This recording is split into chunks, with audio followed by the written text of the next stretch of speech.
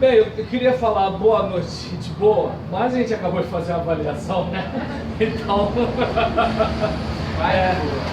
vamos orar, né? Querido Deus, muito obrigado por mais este dia que Tu nos deixas viver. Obrigado, Senhor, por esta sexta-feira. E eu peço que Tu estejas nos ajudando nesta nova etapa, neste novo módulo. E que Tu estejas, Senhor, ajudando a gente a se preparar para os embates na fé, para argumentar, para conversar, para dialogar com aqueles que creem diferente de nós. Ajuda a gente para que a gente, com mansidão e tremor, a gente dê a razão da nossa esperança. Oramos assim para a Tua glória, em nome de Jesus. Amém. É isso aí, minha gente. Então, nosso material vai falar sobre a importância da evidência cristã. E a gente... Epa, agora que eu me liguei, Felipe, me ajuda no som, por favor? Isso. Então, a gente vai falar sobre a importância da evidência cristã nos primeiros séculos da igreja, até porque o verdadeiro cristão, ele precisa não apenas, como diz aqui na página 15, não apenas ter certeza e base sobre aquilo que crê, mas também precisa transmitir resoluto e inteligentemente suas convicções. O que acontece em algumas situações? Às vezes o indivíduo... Opa, obrigado, Paulo. É mesmo, o Rafael chega, você lembra de trazer água para mim. O que acontece? Às vezes o indivíduo ele tem bastante convicção, mas quando chega na hora de argumentar, ele não está devidamente preparado. E é importante, tem aquela situação das pessoas pensarem, né, eu vou fazer isso aqui, vai dar tudo certo, Deus vai estar comigo, né, coisas do tipo.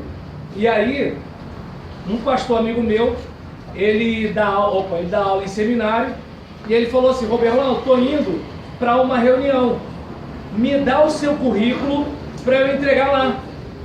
E aí o que aconteceu? Eu parei tudo e comecei a preparar o meu currículo. Aí quando deu por volta de mais ou menos umas 6 e pouca, eu tinha preparado o meu currículo. Aí a minha esposa: Roberlão, vê se tu não fica doido, hein? Falei: não, tem que dar meus pulos, né? Sabe como é que é e tudo tal. Aí ela: não, mas viu, não resolveu? Falei: resolveu porque eu fiz. Ou Deus ia fazer o currículo para mim, né? Então às vezes tem gente que tem essa ideia, né? Deus vai fazer, Deus vai fazer, Deus vai fazer, Deus já fez você. Então assim, Ele já fez você justamente para não precisar fazer o que você tem que fazer, né? Então, o que acontece é que às vezes nós temos aquela ideia de que assim, é Deus quem vai fazer a obra dele através de mim, como se de repente eu não fosse um agente parceiro de Deus, cooperador de Deus no trabalho. E aí, qual é a parte que complica? Por exemplo, eu e você somos cooperadores de Deus. Mas se você é um cooperador dedicado e eu sou um cooperador mais ou menos, Deus vai trabalhar com a gente, mas a gente não vai ter o mesmo resultado. Então, é importante a gente ter isso em mente em relação até mesmo a compartilhar a fé com alguém. Por quê? Porque às vezes você vai conversar com alguém e você não fez o dever de casa antes. Você não se preparou para aquela situação ali. E aí, o que acontece na maioria das vezes? A gente é envergonhado, né? Então a gente vai, mas aí a gente não tem base suficiente e passa alguns constrangimentos sem necessidade. Eu não sei se foi aqui que eu falei, né? Imagina que de repente você vai lutar com o Anderson Silva amanhã. Você tem que se preparar anos atrás. Não é assim, eu vou entrar lá no octógono e Deus vai fazer eu vencer. Não é bem assim. Aí talvez alguém diga: mas e Davi e Golias? Não vamos esquecer que Davi, antes de lutar com Golias, ele lutou com o leão e lutou com o urso. Ou seja, o preparo sempre vem antes. É importante o preparo. E o que acontece nesse caso aqui é que, conforme a gente tem aqui no livro, na página 15, a ideia é o quê? que você seja resoluto, mas seja inteligente. Porque às vezes o indivíduo ele é até inteligente, mas ele não é decidido. Ou às vezes ele é decidido, mas não é inteligente, né? Imagina um incompetente motivado. Um incompetente motivado, só Deus sabe o que pode acontecer com um cara desse. Mas agora não adianta nada, né? Uma pessoa competente, mas ela não está com gás para ir para a luta, né? Porque a atitude faz diferença. Então, essas duas coisas são pelo menos o alvo, né, da autora do material. E aí, é importante a gente observar que em alguns momentos da história, algumas coisas vão acontecendo que mexem com a mentalidade da humanidade, de modo que a mentalidade de hoje da humanidade não é igual à mentalidade de 50, 60 anos atrás, que não é igual à mentalidade do século retrasado, que não é igual à mentalidade da Idade Média, que não é igual à mentalidade da época do apóstolo. Então a gente precisa, que não é igual à mentalidade, né, do povo da época de Davi, que não é igual à mentalidade do povo na época de Moisés. Então, daí existem coisas que, se a gente vai ler a Bíblia, a gente precisa lembrar disso. Não vamos esquecer que no período de Moisés, o povo é mais duro, o povo é mais bárbaro, digamos assim. Claro que se a gente olhar hoje na televisão, parece a mesma coisa, né? Mas assim, se você olhar no período davídico, já há uma produção literária, enquanto no período anterior a Moisés, já é um período mais de tradição oral, né? Quando alguém perguntar, o que significa isso? Aí você conta que aconteceu isso. Isso, então a gente percebe que assim, a mentalidade é diferente.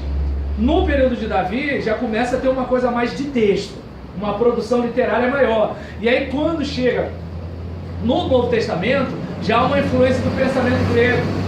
Quando chega na patrística, que a gente vai ver aqui, já há uma influência da filosofia. E aí, assim, o que acontece? A gente hoje está a N camadas de quando o texto bíblico foi elaborado. E se a gente não tiver esse discernimento, a gente traz a cultura do tempo bíblico, em vez de trazer os princípios e os valores. Às vezes o indivíduo ele traz a cultura e não traz os princípios e os valores. E aí lembra muito daquilo que Jesus criticava nos fariseus. Por quê? Porque eles iam ali ao pé da letra, mas agora ao espírito da palavra, eles não iam, né? Então é importante a gente ter esse cuidado. E aí, no primeiro capítulo, a gente fala sobre a importância da evidência cristã na era apostólica.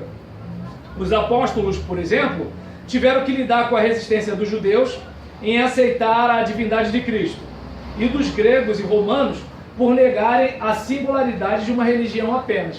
Se você der uma olhada no livro, você vai reparar que assim, qual é o problema que os cristãos passam? Embora boa parte deles no início sejam judeus, o cristianismo não é uma ramificação do judaísmo. O cristianismo é o segmento de Jesus. Enquanto o cristianismo ele é visto como uma ramificação do judaísmo, Roma tolera numa boa. Mas chega um momento no cristianismo que vem aquela coisa de, olha, só Jesus salva. A gente não tem esse negócio de voltar aos rudimentos da lei. Aí já começa o problema com os judeus. Jesus é Deus. Aí já começa o problema com os judeus. Não, ouve a Israel, há um só Deus. Tá, mas Jesus é o Deus encarnado. Ah, fala sério. Então já começa a ter problema. Aí, com os gregos. Os gregos, tá beleza. Jesus é Deus, tá tranquilo, mas Apolo também é. Então, ou seja, a gente tem vários deuses. No caso dos romanos, chega um momento que o imperador, ele é visto como imperador e Deus. E aí, qual o problema? Os cristãos não vão se prostrar a César como Deus.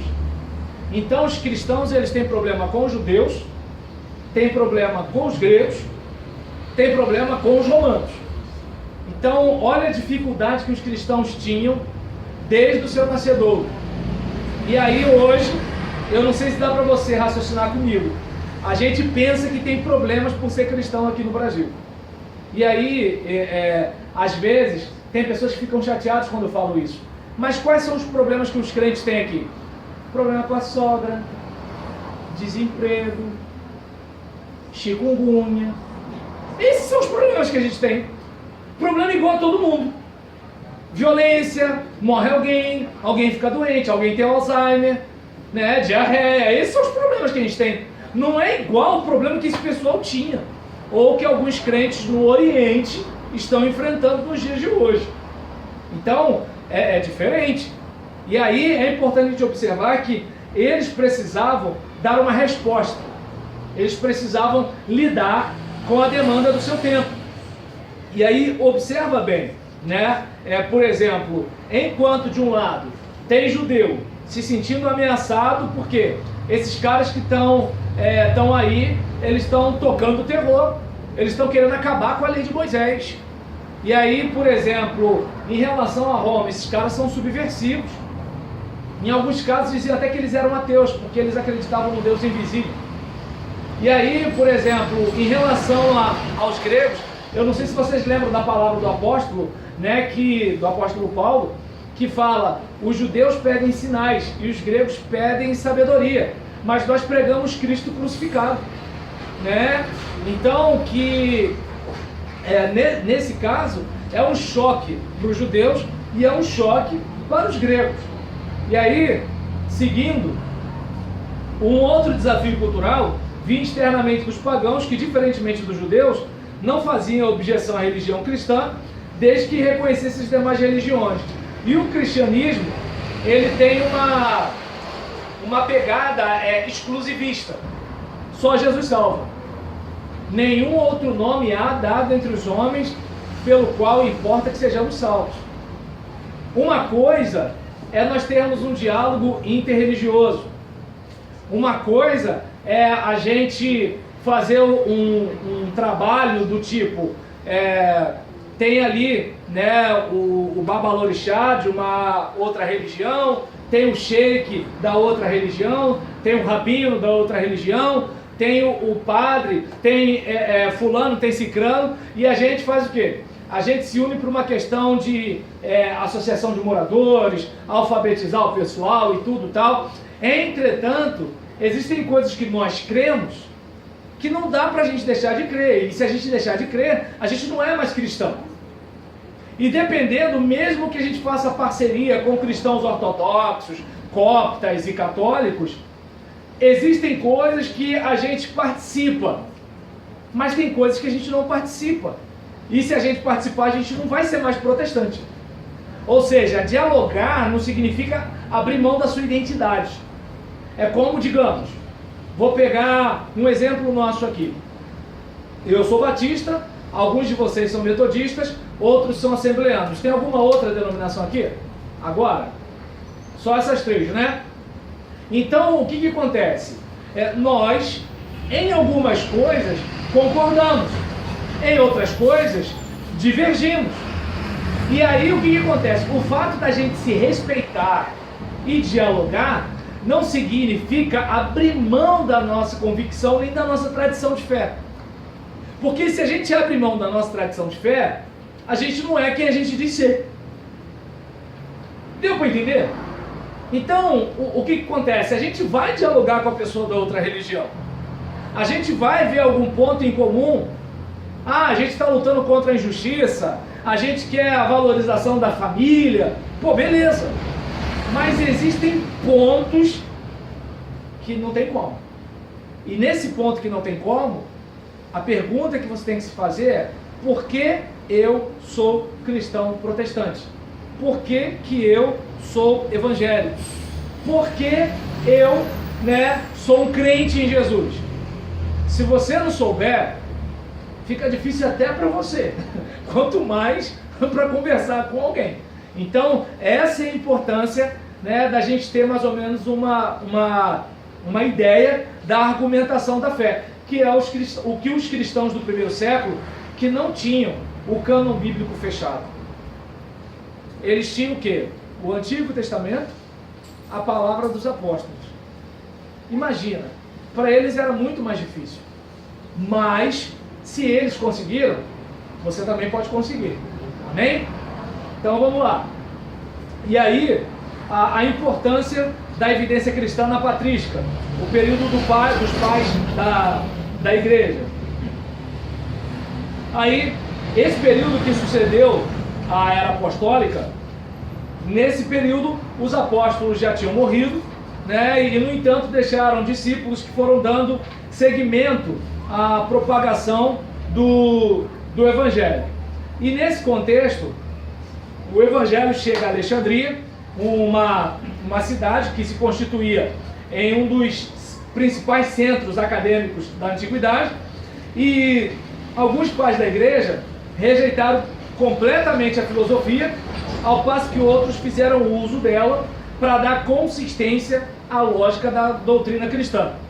Então, talvez você tenha escutado algum crente falar mal da ciência, da filosofia e coisas do tipo, mas eu não sei se deu para você perceber que o Evangelho, ele vai além da nossa cultura. Então, você pode pensar o Evangelho a partir da sua cultura. Daí onde, quando a gente conversou sobre missiologia, tá gravando ainda? Ah, então tá bom. Tentei esvaziar tudo que tinha, né? E aí, só tem foto aí da caca do neném, porque amanhã a gente vai no médico. Aí tem que fazer uma avaliação. E aí, em relação a esse caso, né? Perdão, audiência. E em relação a esse caso, o que acontece? Nós precisamos ter aquela ideia de que a mentalidade do nosso tempo, ela é um meio através do qual a gente vai comunicar a mensagem. Aí alguém vai dizer assim, não, mas eu fico com a Bíblia em vez de ficar com a cultura. Mas a Bíblia ela é escrita dentro de uma cultura. Não temos como viver fora de uma cultura. A gente não tem como, né? Então, o problema é quando a gente quer levar a fé na nossa cultura para outra cultura. Porque aí a gente não está levando apenas o Evangelho. A gente está levando o nosso modo de viver. E aí a gente às vezes confunde a pessoa rejeitar o nosso modo de viver com rejeitar o Evangelho. Parece a mesma coisa, mas não é. Entende? É que nem, por exemplo, um irmão, ele vindo do quartel, ele era bombeiro, e ele aproveitou estava vindo do quartel de manhã cedo, aproveitou para ir para o culto da manhã. E no caminho para ir para o culto, ele estava distribuindo panfleto. Até que uma pessoa falou assim, não quero não, muito obrigado. Aí ele olhou para a pessoa, Jesus falou de gente como você, que é para a gente não dar a pérola para os porcos. Aí o cara se injuriou e eles embolaram no chão, né? E aí o irmão chegou com a farda toda suja de lama na igreja, no templo. E aí o pastor perguntou, mas meu filho, o que aconteceu? Pastor, foi agredido por causa do Evangelho. Aí o pastor não usou as minhas palavras, né? Mas parafraseando, fale mais sobre isso. Aí quando o irmão contou, o pastor falou, não, você não apanhou por causa do Evangelho, você não brigou por causa do Evangelho, você não rolou na lama por causa do Evangelho. Então às vezes a gente tem aquela ideia, as pessoas estão contra mim por causa da palavra de Deus, as pessoas estão contra mim porque eu estou servindo a Jesus, as pessoas estão rejeitando a pregação do Evangelho. Às vezes não é bem assim não. Às vezes a igreja precisa rever se o que ela está vivendo é o Evangelho. Às vezes o crente precisa rever se ele está pregando o Evangelho. É importante a gente ter essa ideia para não achar que está todo mundo contra Deus, quando às vezes as pessoas só estão resistindo a algo que nós, às vezes, estamos atribuindo a Deus, mas não é de Deus, é nosso. Então é bom a gente ter esse discernimento. E aí, voltando aqui, alguns pais da igreja rejeitaram completamente, outros fizeram uso dela. E posteriormente a gente tem no 1.3 a gente tem a questão do cristianismo e o Império Romano. A gente observa aqui, né, que o movimento cristão ele ascendeu na Palestina no período em que os romanos dominavam o mundo da época, E a história mostra claramente que os súditos do império tinham liberdade para expressar suas crenças. Um exemplo disso pode ser visto no Novo Testamento, quando mesmo Jerusalém estando sob domínio do Império de Roma, os judeus puderam desfrutar livremente da prática do judaísmo.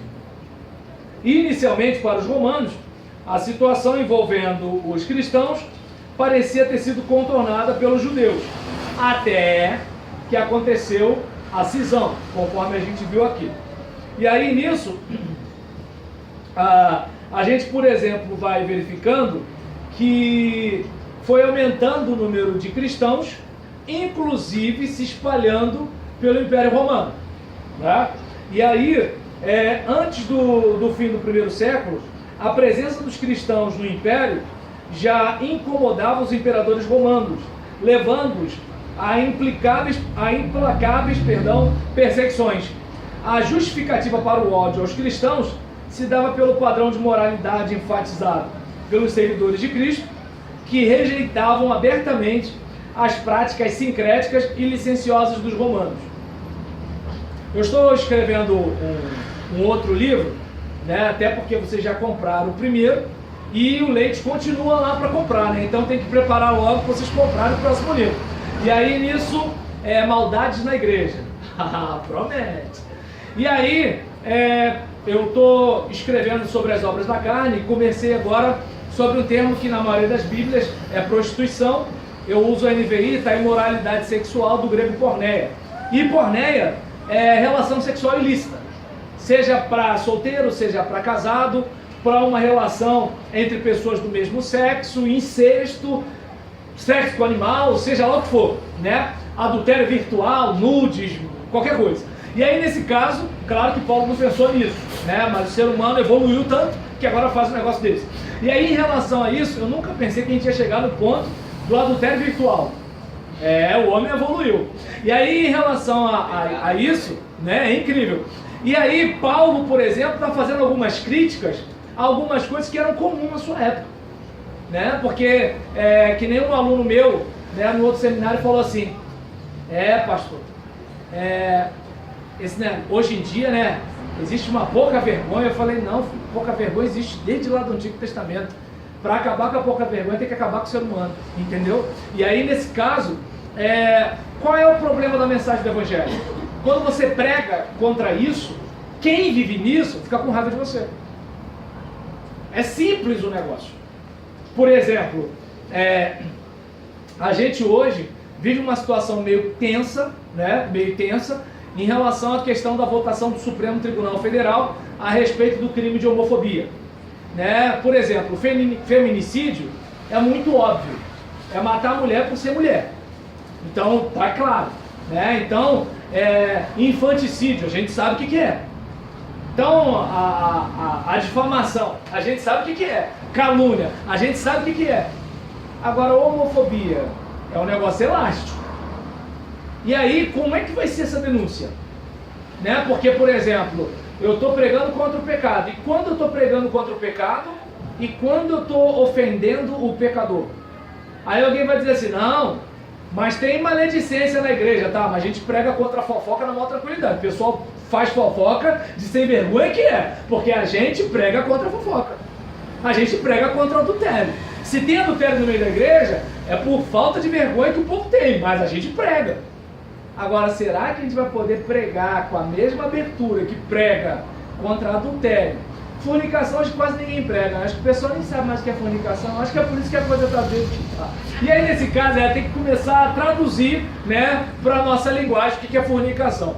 E aí, nesse caso, né, por exemplo, se a gente observar, a gente prega contra a olhadinha, a gente prega contra o pessoal que quer comer a sobremesa antes do almoço, a gente prega contra o adultério virtual, a conjunção carnal, a gente prega contra a mentira, a gente prega contra a fofoca, na maior tranquilidade. Só que, por exemplo, até que ponto a gente vai poder pregar, né, contra uma coisa que até Tim Maia pregava quando eu era criança? Numa música chamada Vale Tudo, ele dizia: só não vale dançar homem com homem, nem mulher com mulher. Ó como é que a nossa sociedade é, hein? Por exemplo, Tim Maia, tá entendendo? Hoje ele teria um sério problema, né? Então a gente olha para uma situação dessa para você ver o seguinte, lembra a questão da mudança de mentalidade? Quando eu era criança, né, eu não sei se a música é de quando eu era criança ou é de quando antes de eu nascer, mas tinha, por exemplo, uma música que falava, olha a cabeleira do Zezé, será que ele é, né? E aí tinha uma outra, Maria é sapatão, de dia é Maria, de noite é João. E aí o que acontece? A coisa mais natural do mundo, todo mundo fazia hora com isso, né? Até, por exemplo, tinha um cantor da minha época, ainda está vivo, né? Mas ele era muito mais popular, chamado Ney Matogrosso, que ele cantava, Thelma, eu não sou gay, né? Então, por exemplo, hoje eu não sei se de repente ele cantaria isso numa boa, né? Porque diriam que ele não saiu do armário. Então, eu não sei se dá para perceber que assim, o pessoal ficou encarnando na ministra Damares, quando ela falou que a gente vive uma ditadura gay, né? Eu não vou afirmar que a gente vive, mas eu acho que é um negócio para a gente pensar, né? E aí, qual a parte complicada? Até que ponto a gente pode pregar que isso é pecado? Esse é o caso, né? Até que ponto o indivíduo está se sentindo ofendido com a gente pregando sobre isso ser pecado, né? Então, é algo... Foi.